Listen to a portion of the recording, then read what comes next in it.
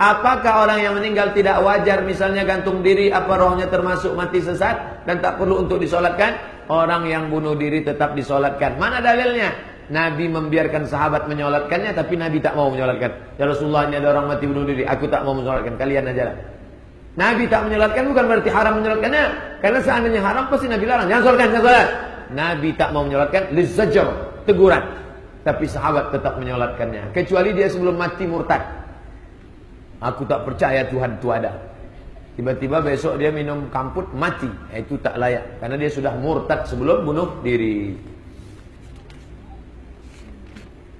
Apakah harus disolatkan orang muslim telah meninggal sementara yang bersangkutan tak pernah solat? Kalau ada orang tak solat, tanya dia. Kau tak solat kenapa? Aku sebetulnya mau solat tuh, tapi itulah menunggu pensiun nantilah. Itu orang fasik, tetap disolatkan. Kau tak solat kenapa? Menurut saya solat itu tak relevan dengan zaman. Buang-buang waktu saja. Kafir, tak boleh disolatkan. Gugur 4. Tak boleh dimandikan, tak boleh dikapankan, tak boleh disekosalkan, tak boleh dimakamkan di pemakaman kaum muslimin. Jadi kemana? Campakkan ke susunya Syiah atau serahkan ke Santa Maria? Apakah sama sebutan gharim pengurus masjid dengan gharim bagi orang yang utang?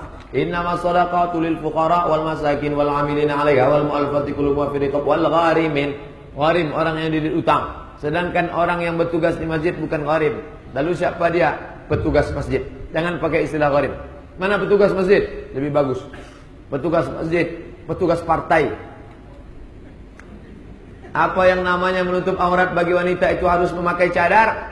Perempuan wajib pakai cadar, kata Syekh Ibnu Utsaimin. Wajib pakai cadar. Kata Syekh Albani, perempuan tak wajib pakai cadar karena wajah tak aurat. Tengok, Syekh Albani mengatakan tak wajib pakai cadar. Syekh Utsaimin katakan wajib pakai cadar. Ustaz condong kemana? Saya jalan pertengahan. Yang pakai cadar bagus. Mahasiswi di lokal saya pakai cadar bagus. Mahasiswi bagus pakai cadar supaya dosen itu tak jelalatan matanya. Anak-anak gadis bagus pakai cadar. Cuman yang pakai cadar ini kasihan kita pas dia makan umpan.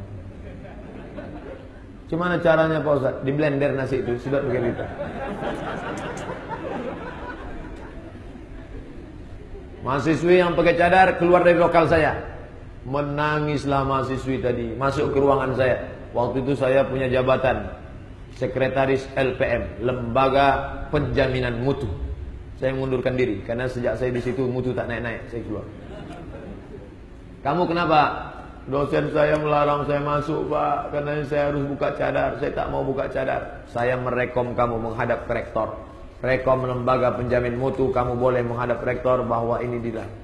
Rektor memenangkan dia. Dia boleh pakai cadar. Mahasiswa harus, dosen harus mengizinkan pakai cadar. Bagus. Kenapa orang pakai cadar dilarang?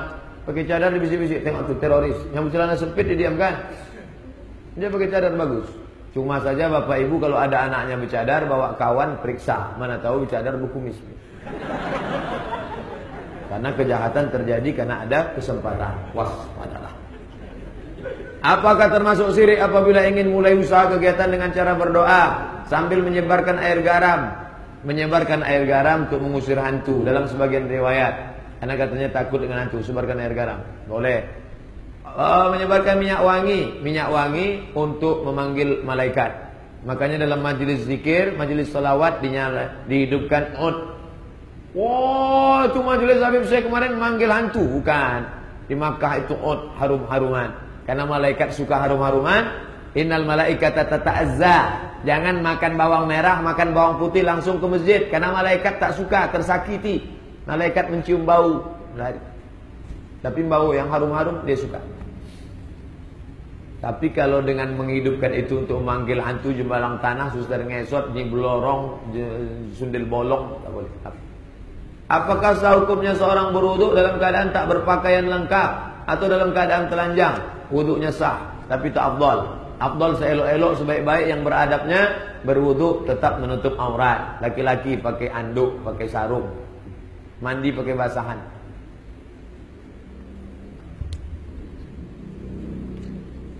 Makin kujung makin tebal. Bagaimana sikap kita sekarang Ustaz?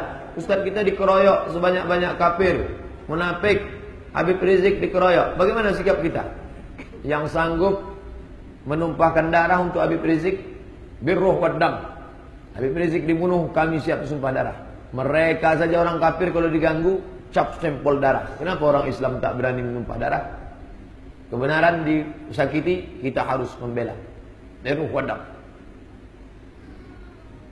Tak sanggup saya Pak Ustaz, doa.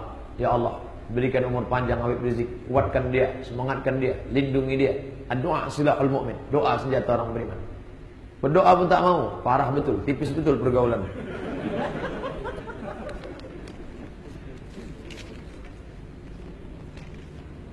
Pak Ustaz, apa maksud surat Al-Isra? Mukjizat Nabi Musa ada 9. Mukjizat Nabi Musa alaihissalam kalau dihitung detil. Kalau mau dihitung-hitung sedetil-detilnya, maka dihitung-hitung orang. Tongkat berubah menjadi ular, lautan bisa memerah menjadi darah, maka disebut dengan Red Sea. Red, merah, sea, laut, Bahrul Ahmad. Sampai terkejut Fir'aun tengok.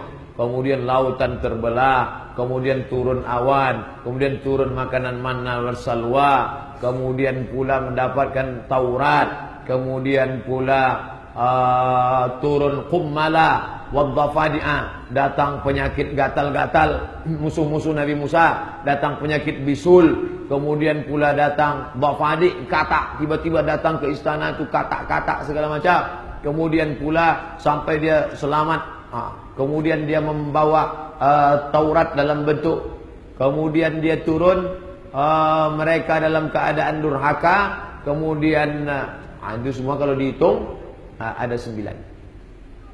Jika ibu meninggal dan meninggalkan perhiasan, apakah itu hak bapak? Apakah itu hak bapak atau suaminya saja? Seorang perempuan meninggal. Perempuan meninggal. Ada punya cincin, emas, gelang, rantai, berapa semuanya? 1 kilo. Siapa yang berhak terhadap yang 1 kilo itu?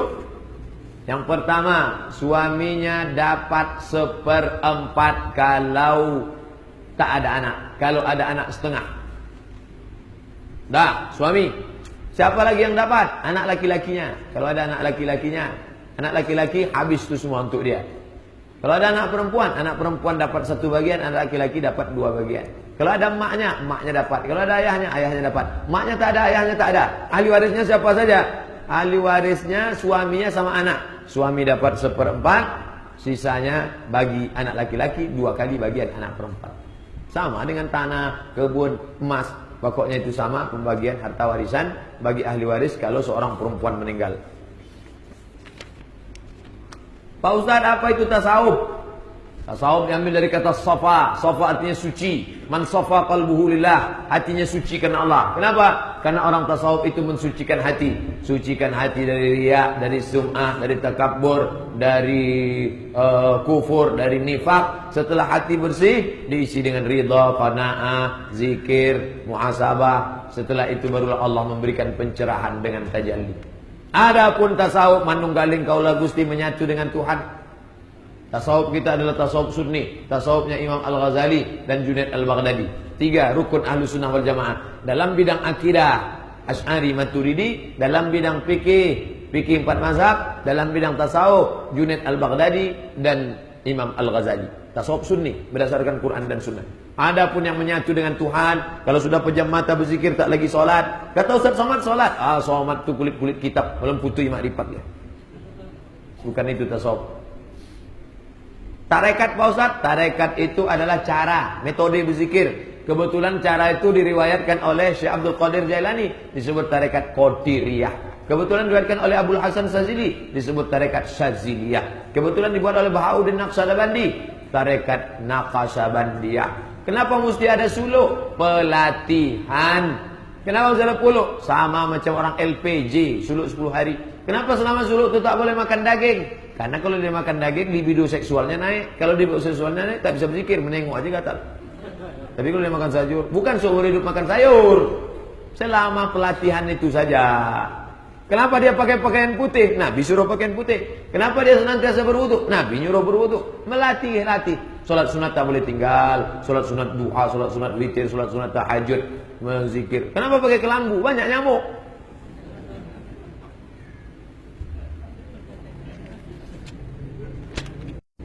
Ada dua orang anak angkat yang berlainan jenis kelamin, berlainan orang tua. Anak ini diangkat dari bayi oleh keluarga yang tak punya keturunan. Yang saya tanyakan, setelah anak ini balik, apakah bersentuhan setelah berwuduk batal? Anak angkat dengan bapak angkat batal, anak angkat dengan mak angkat batal, sesama anak angkat batal. Makanya kalau bapak mau mengangkat anak, angkatlah keponakan bapak yang perempuan. Kalau ibu mau mengangkat, angkatlah keponakan ibu yang laki-laki, supaya nanti dia menjadi mahram bagi ibu, yang perempuan menjadi mahram bagi bapak. Yang sudah terlanjur sekarang anak tu gadis, suruh dia tutup aurat, hati-hati jaga, jangan sampai kita rusak amal ibadah gara-gara itu.